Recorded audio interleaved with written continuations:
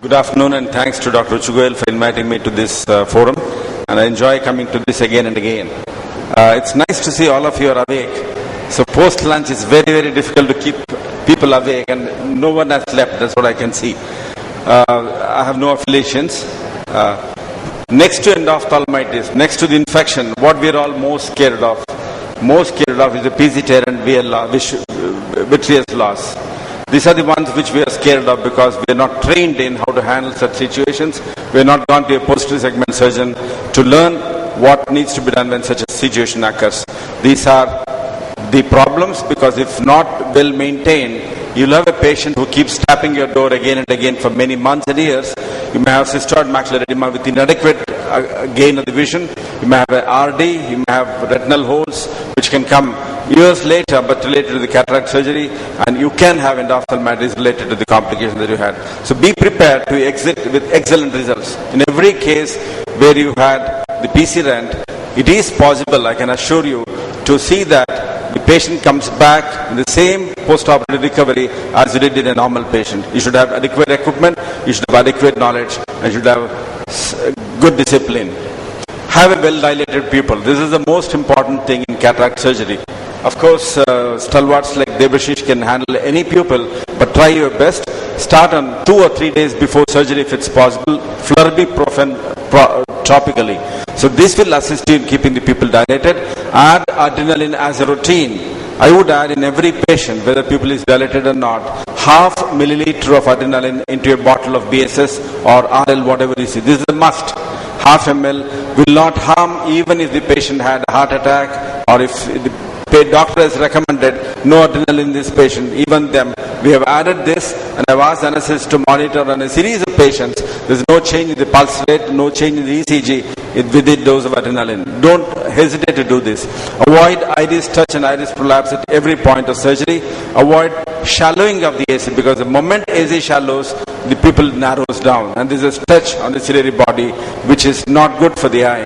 Have mild hypotony. In my case, I tend to have hypotony in every patient. The tunnel width has to be, in my opinion, there are people who differ, there are people who are more experts who would like to do it in a smaller tunnel. The minimum tunnel that you should have in all these patients to prevent complications is 6 millimeter. Do not follow the phacoemulsification teaching where you will have to have a small and small and small tunnel. We don't need that. SICS can be done with a large tunnel, while phacoemulsification you cannot do with a tunnel which keeps leaking. So do not compromise on the size of the tunnel if you want complication-less surgery. Smaller the tunnels, higher the complications, lesser the number of endothelial cells, more damage to your iris tissue, and riskier procedures. PCR and endothelial loss both are directly related to the size of the tunnel. Give maximum attention to the rhexis, as he has beautifully showed. I have learned many points with the previous speakers' talks. You should be very alert when they talk. Their experience is years together, but they will tell in one word. You should be able to grasp what they said. I learned at least 3 points in today's previous speaker's talk, and I'm going to go back and practice them. So CCC, watch the capsular dragging. This is number one sign of PC tear. When you have started the rhexis, only the capsule should tear. If the whole capsule is moving, if the whole lens is moving, there is some damage to the pre-existing damage to the zonules, and you should be very careful in proceeding further. It's difficult to do a large CCC. It's a small CCC, anybody can do it. But a large CCC, because of the zonular attachment, as Dr. Malik pointed out, it's more difficult. But yet, try to get largest CCC, largest that you can get. Don't try to get bogged about by the capsule has to overlap the lens. That's the standard teaching. But you don't have to follow it up. In my opinion, posterior capsular opacification has nothing to do with the size of the rhexis. I have done 8 millimeter rhexis. PCO is clear for years together. Never pull the capsular flap when it runs off. When it goes to the periphery, there was a beautiful video that was shown by Dr. Malik again, demonstration. When it goes back, and if you're sure that it's going to pull the zonules, stop at that point. Change your technique, go to some other technique that's been explained already.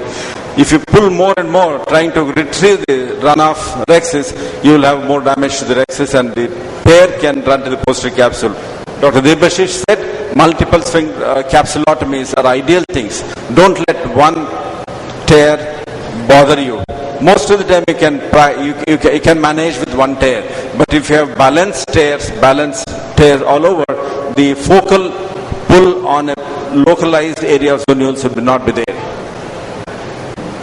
Use bimanual rotation of the nucleus. See that the nucleus do not get pushed to the periphery at any point of time.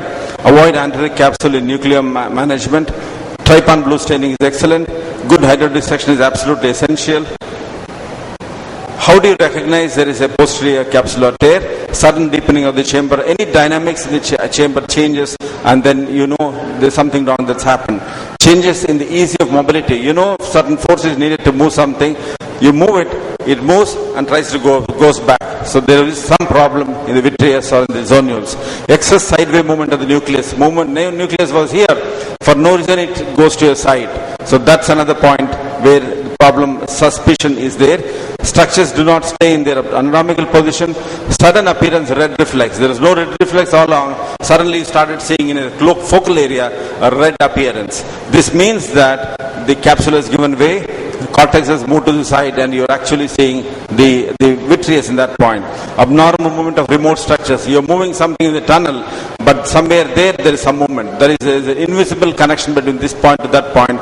That means that there's a vitreous strand or a vitreous pull. PZ tear occurs, there's nothing to panic. Final visual and anatomical output has to be excellent. Remove all the external pressures, and I would like to give a facial block so that patient would not squeeze and expel more vitreous. Stabilize the anterior content, anterior chamber and viscoelastic. Deep anterior chamber is the word that you should go in for. Slowly withdraw the instruments, keeping the anterior chamber deep. Once the capsule breaks, avoid hypotony and scleral collapse. This happens in very elderly people and very young people. Excessive infusion and turbulence should not be there. The aim is achieve it by whatever means that you would like to. Remove all lens material. The postoperative inflammation and complications is related to the amount of inflammation that is there. Prevent lens drops by various means. Perform a good vitrectomy. There is no time to continue giving the details on this, and intra and operative, post-operative anti-inflammatories has to be continued for months together. There is a small video here. I'll just show it and then end my lecture. There is a vitreous tear already there. Whenever you come in such situation, try to aspirate. The priority is for the vitreous fibrils. Cortex doesn't enter the port, vitreous fibril enter the port. So don't try to do this. Form the chamber with viscoelastic, and whatever loose cortex that you can see, you can aspirate it. The next thing that you should do is take a vitrectomy probe and go to the clear area and try to cut out all the vitreous that's existing there. Use very low suction and very high rapid cuts. This is what I'm trying to do it. And remove the entire vitreous, and after that you'll have to go back and keep the chamber maintained. Either you can have an AC maintainer, or you can have the second instrument into the anterior chamber directed in the direction, in the plane of the iris, and irrigate it, and simultaneously you can remove. See that every bit of vitreous is removed and every bit of cortex is removed, and then you can place the posterior chamber lens as I do it at the end of the surgery. You can place the posterior chamber lens in the sulcus, taking very good care that you're not going to put it inside the vitreous cavity. So check whether the lens is stable. I'll take another 10-15 seconds.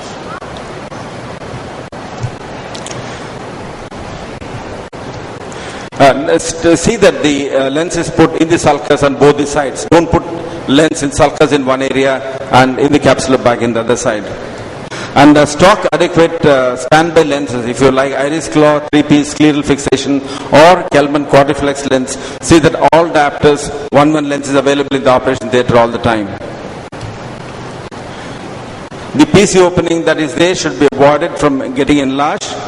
Posterior capsular access can be attempted if you show that the tear is very small there. Dictate to the eye what's going to happen, and instead of following, whatever that's bad that happens.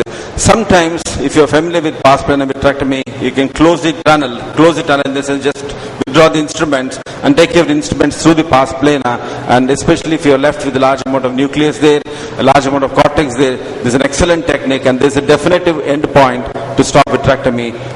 and it also completely avoids vitreous in the limbus incisions. You can inject very diluted triamcinolone acetate into the anterior chamber that stains the vitreous strands, and you will be assured that no vitreous is there.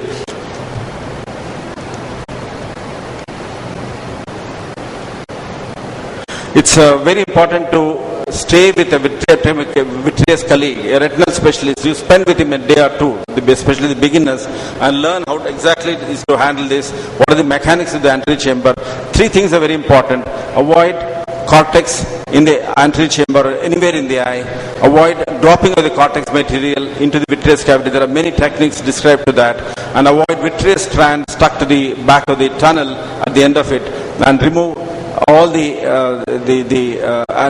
minimize the damage to the iris tissues. This way we can really keep the patient really happy in the postoperative period. Postoperatively, try to use both steroids as well as anti-inflammatories, and if there is a lot of inflammation, you can add homotropin eye drops postoperatively. And after 1 month, when you stop steroids, see that NSAIDs are continued at least for 2 to 3 months time to prevent the late complications. Thank you.